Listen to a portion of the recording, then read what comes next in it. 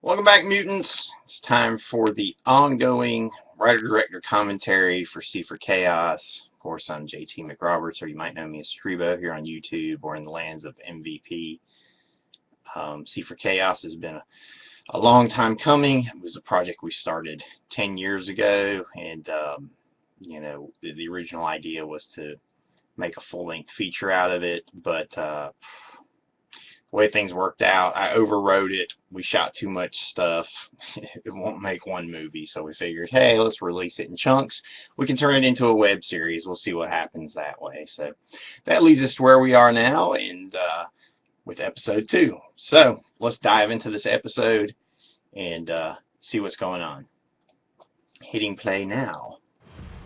Here we open up with this great animation provided by our director of special effects, Brent Bowers, or Sabrent as we like to call him.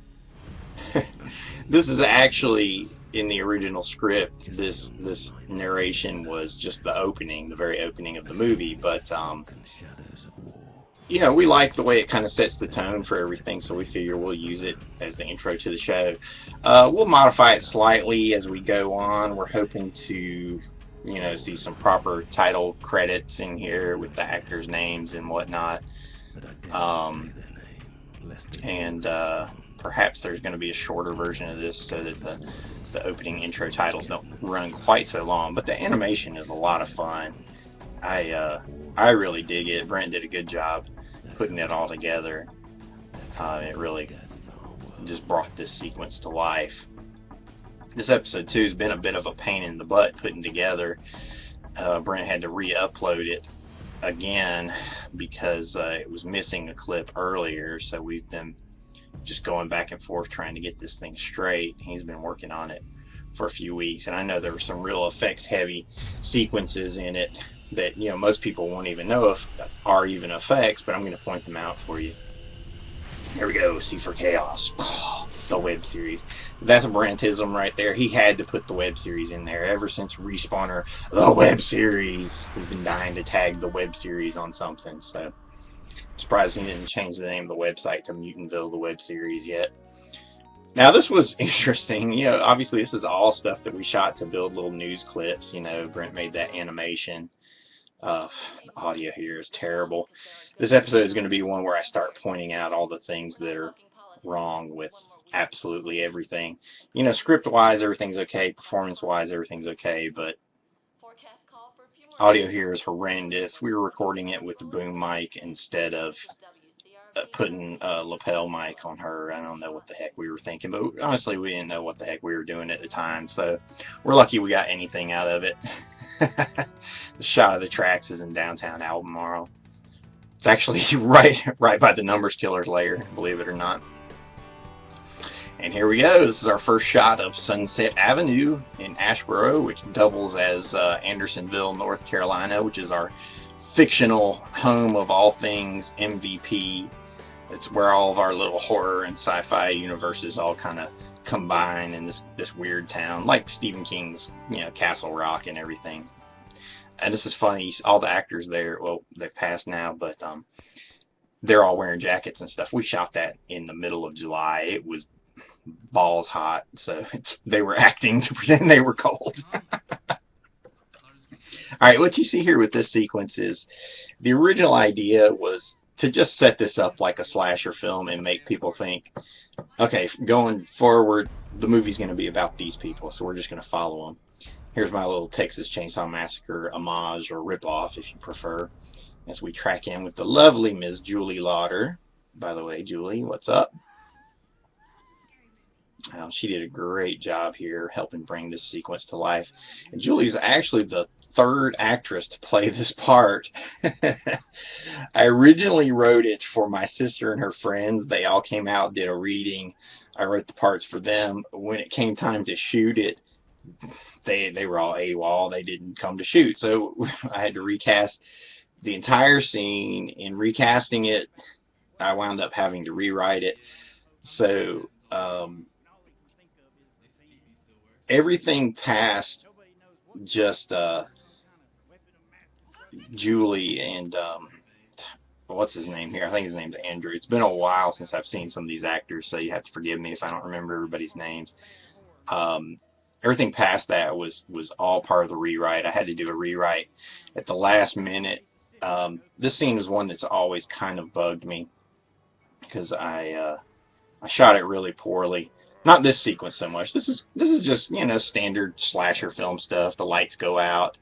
You know, some people might think it's stupid that the lights go out but the TV's still working, but that's the way breakers are. You know, I mean, you can have a breaker that'll trip and one part of the house will still be working, so that's not outside the realm of reality. There you see clips from Zombie Hunter. These are some of the effects I'm talking about, because we actually didn't have that playing on the screen. We just had a blue screen playing, and at the advice of our effects advisor, Sabrent, you know, he said, "Oh, I'll just put it in later," and he put in footage of Zombie Hunter, and he's been working diligently on it for weeks, but he had to frame by frame add all these images in. So every time you see something playing on the TV, it actually wasn't there. It's all stuff that he's added in. And the audio to Zombie Hunter helped this sequence a bit to kind of beef it up a little bit. There you can see we had Bruce wearing a hat, and that was because we had to shoot this at 2 separate times, and when he came back, his hair was much, much longer, so that was how we covered it up. We just threw a hat on him in one sequence, but we had already filmed the other part of this scene where he wasn't wearing a hat, so we had to have him take it off. So, I mean, it's just a never-ending battle in filmmaking to try to keep things in continuity.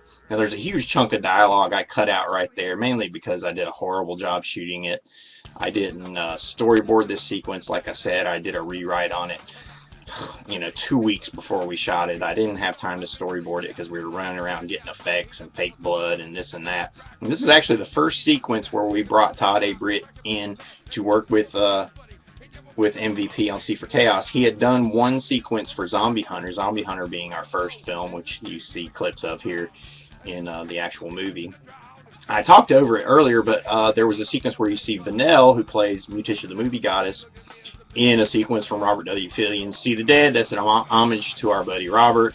What's up, Robert? And of course a little gag that they were watching See the Dead and they decide to watch Zombie Hunter instead. But you know, in the land of MVP, all things MVP are better. We had fun shooting this sequence. You know, I wish I'd have shot it a little better, but you know, it is what it is. We just wanted to have a fun little slasher kill sequence. There's several pickup shots in between because, like I said, I did not storyboard this at all. It was one of those times we just got there and I really didn't know what I was going to do. So I just made up the compositions as we went along and tried to tell the story as best we could. And I think the killing bits at least came out fairly well. This was really vile. There's our friend G, who's actually a female wrestler, or was at the time, and we thought they would just be goofing and she'd be showing a wrestling move or whatever.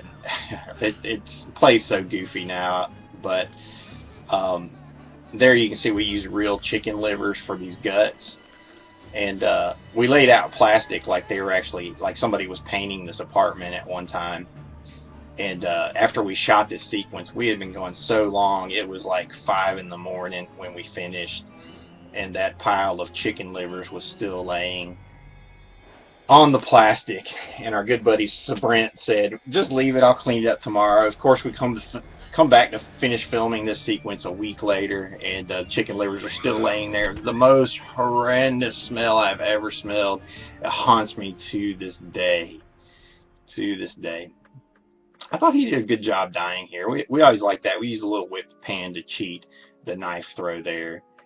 And then here at the end, it's supposed to look like the Numbers Killer is doing something kind of ritualistic. Because all these murders are supposed to be ritualistic and occult in design. And then we flash back and show all these little tableaus of death. You can see a little bit of soft focus problem there.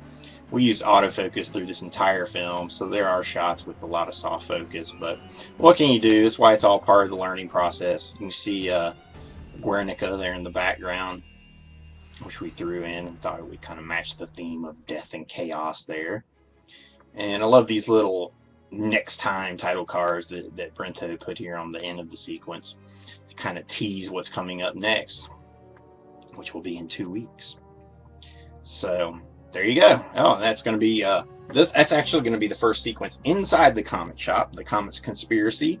May it rest in peace, because it no longer exists in any shape, form, or fashion. But what can you do? But keep following us, guys. So we're going to keep putting C for Chaos out every 2 weeks. Please comment, rate, subscribe. Let us know what you think about the episodes. Unless you think it sucks, in which case just go hang yourself and don't bother us. But if you enjoy it, let us know. We'll keep posting them, and you can keep watching them.